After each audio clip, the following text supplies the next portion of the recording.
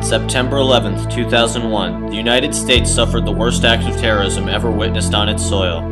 Despite chaos and fear, citizens in New York, Washington, D.C., and Pennsylvania, along with people from across the nation and around the world, immediately came together in a passionate attempt to help the victims and to put our broken country back together again. Despite his young age and distance from the events, Christopher Shea, a 10th grader at Woodland Regional High School in Beacon Falls, Connecticut, was outraged and deeply affected by what had befallen his countrymen and women. He too wanted to serve.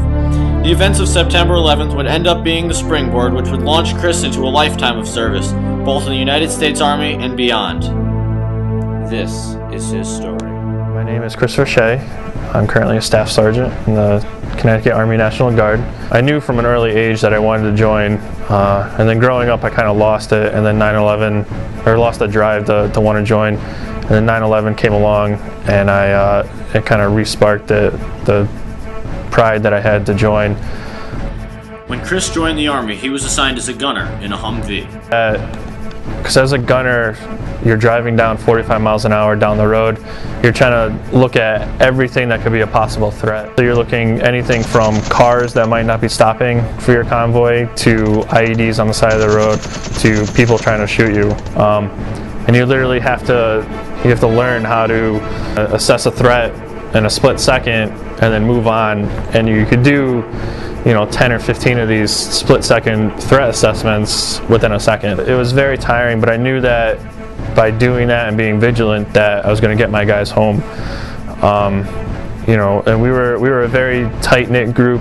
It's one of those bonds that you get where you might not talk for a while, a couple months or a year or so, but it's a bond that can never be broken. On Thanksgiving night, Chris and his convoy had their first IED experience. I remember the first time, it was real, was Thanksgiving night when we had our first IED go off on us.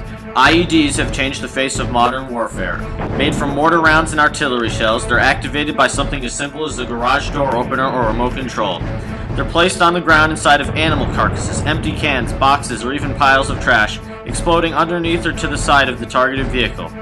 Extremely unpredictable and highly lethal, by the end of 2007, they were responsible for approximately 63% of coalition deaths in Iraq. That was the first one where we kind of realized where we were, and these are the guys that, if we get into a firefight or into trouble, these guys are the ones that are going to be, bailing me out, and I'm going to be doing the same thing to them. As a gunner, with the Pope shields, you were protected all the way around, but you also had two other guys on either side that were watching your back. I wasn't worried about people to be behind me, because I knew the other two guys would take care of me. But once I got home, I realized I was alone and I had no one to watch my back.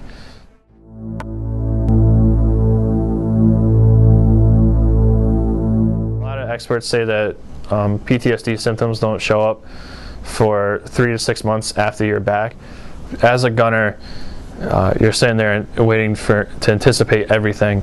So your eyes and your mind get used to start scanning everything. And I noticed that when I first came home and I was sitting in the front passenger seat, that's what I was doing. I was scanning everything. The reason why it got to a point that it did back home, as far as the panic attacks and the flashbacks, was the fact that there's nothing I can do about it.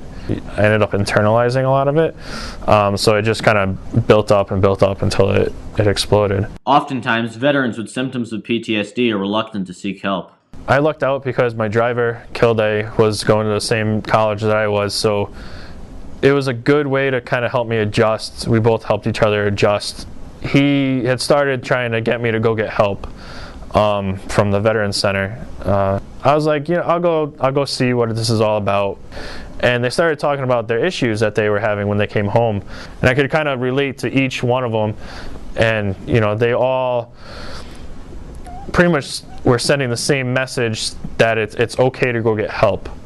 And a lot of people say a lot of veterans are broken. But I don't think I don't think we're broken. I just think we think differently.